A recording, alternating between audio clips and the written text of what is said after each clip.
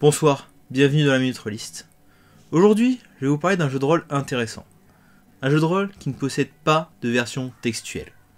Un jeu de rôle qui n'existe que sous la forme d'un simple MP3.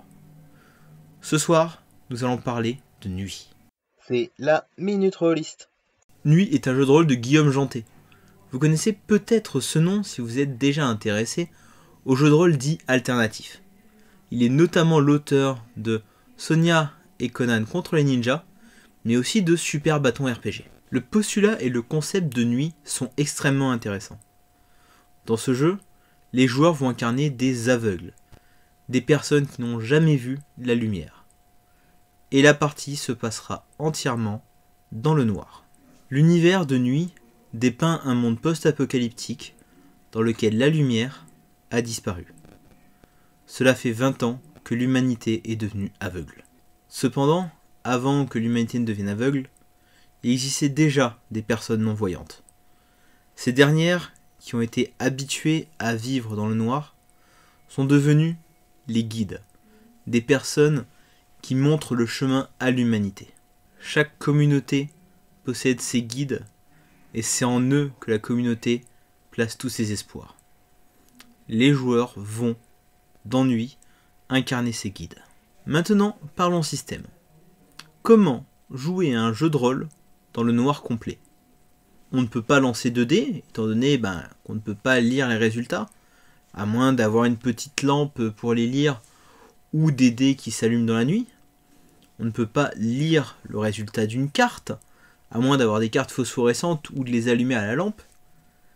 Alors comment fonctionne le système de Nuit?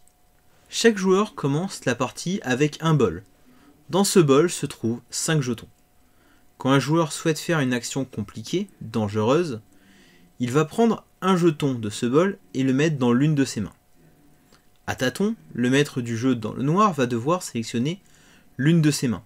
Si le maître du jeu ne trouve pas le jeton, l'action réussit. Si le maître du jeu trouve le jeton, l'action échoue. Le maître du jeu possède son propre lot de jetons.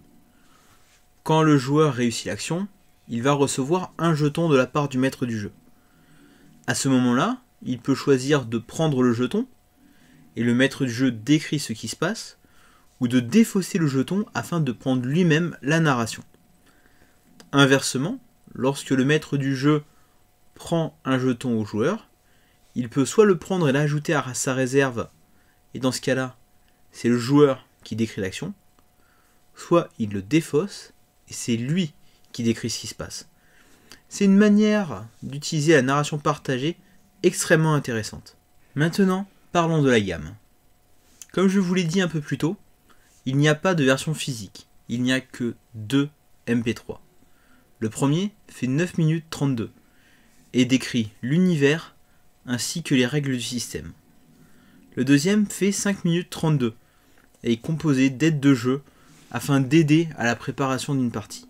Les 2 MP3 sont disponibles sur la page Itch.io de l'auteur pour $3. Vous trouverez le lien dans la description. Cependant, j'aurais bien aimé avoir quand même une version PDF pour la forme et pour l'aspect pratique. Texte en blanc écrit sur fond noir avec une version print friendly en texte noir écrit sur fond blanc.